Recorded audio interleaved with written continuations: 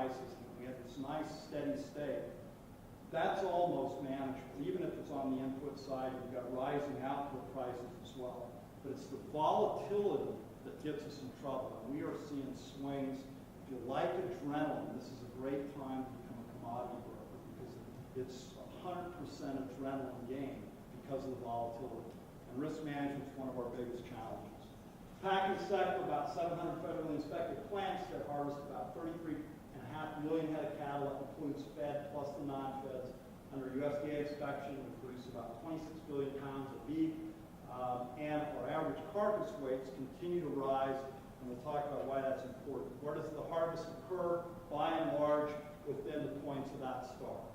Now, certainly we have some packing capacity in the Great Lakes regions, predominantly driven by the dairy industry. A little bit of packing capacity, again, driven by the Northeast dairy industry out here in Pennsylvania. And then we've got, based on the dairy and cattle feeding sector in the Northwest, some packing capacity there, and then, of course, the feed yard and dairy packing capacity in California. For me personally, one of my biggest nightmares is that if we ever lost any of this capacity, because automatically it takes a big chunk of our country, and a lot of folks in our membership, well, all of a sudden their basis changes overnight, and they swap out, they lose the basis advantage they have here. Those cattle then either have to flow here, or they flow to Canada, and they create jobs in Canada, not jobs in the United States. And that's an important consideration for us in the long term. Despite all these challenges, this is a really fascinating industry. And it's done some things that I sort of stand back in awe.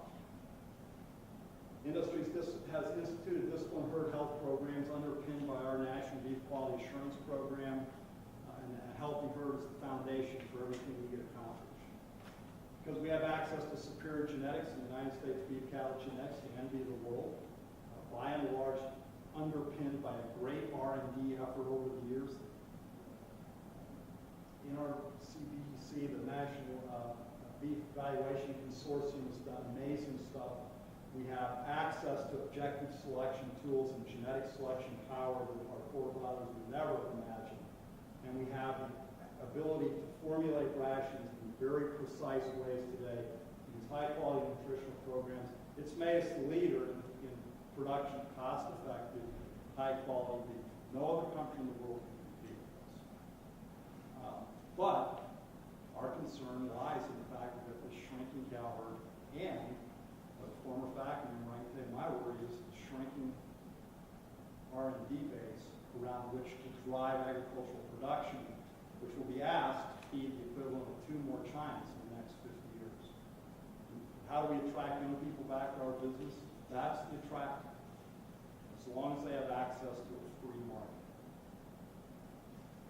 So the opportunity to feed 2 more Chinas is a big-time opportunity for agriculture. But only if we have access to the markets, we have access to technology, we have access to choice. That's what it will take to encourage young people back into our business. And we're good at what we do.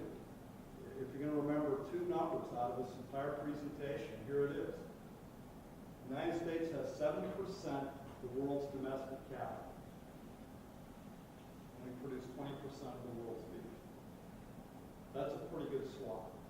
That's taking a resource and doing a good job with it and producing a high volume, high quality, nutrient-dense food for people.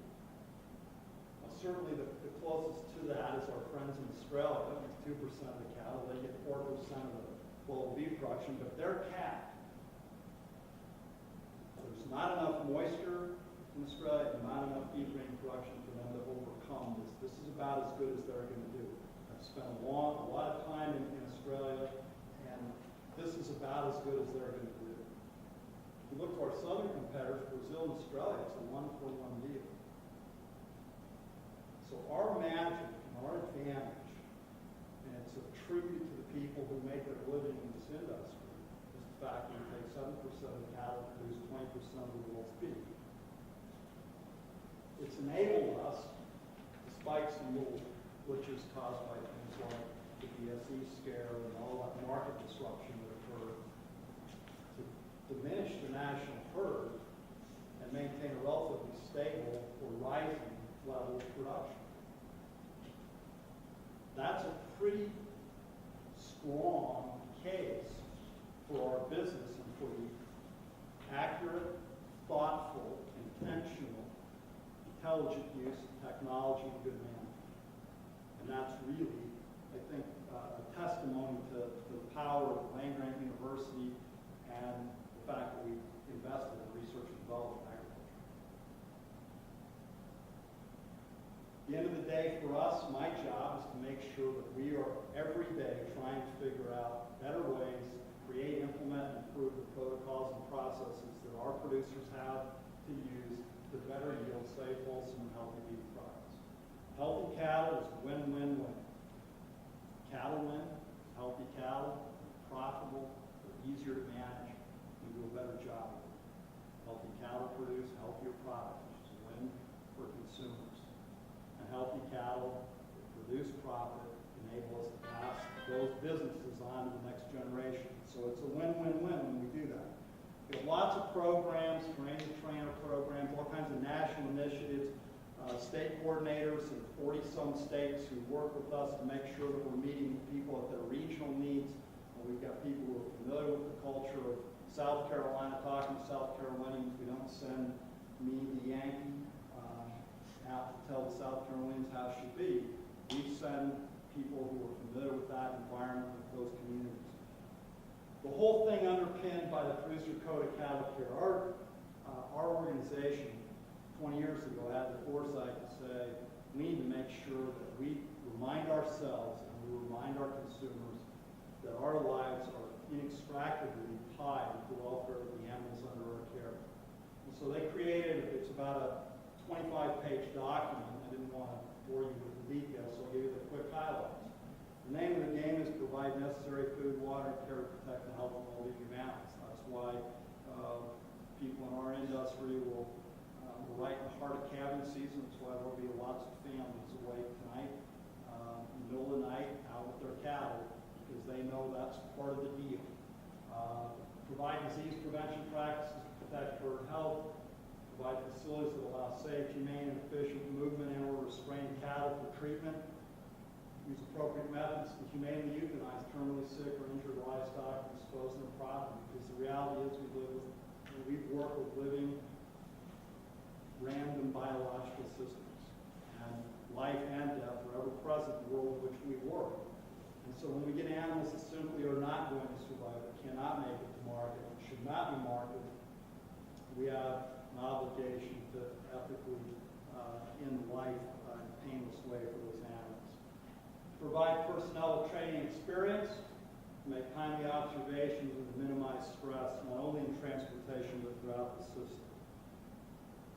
We work really hard to stay on top of the emerging technology, emerging concepts and ideas, and to try to drive those into practice so that our producers have access to the very best information and tools available.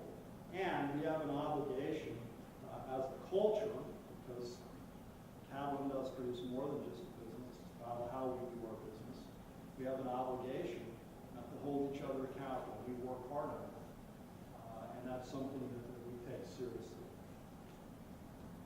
Well, I'm going to finish up there. I know I always make Christina nervous. She invited a professor to give a talk on the program for 50 minutes, and I actually did better than that by a little. But I'd be happy to answer any questions you've got.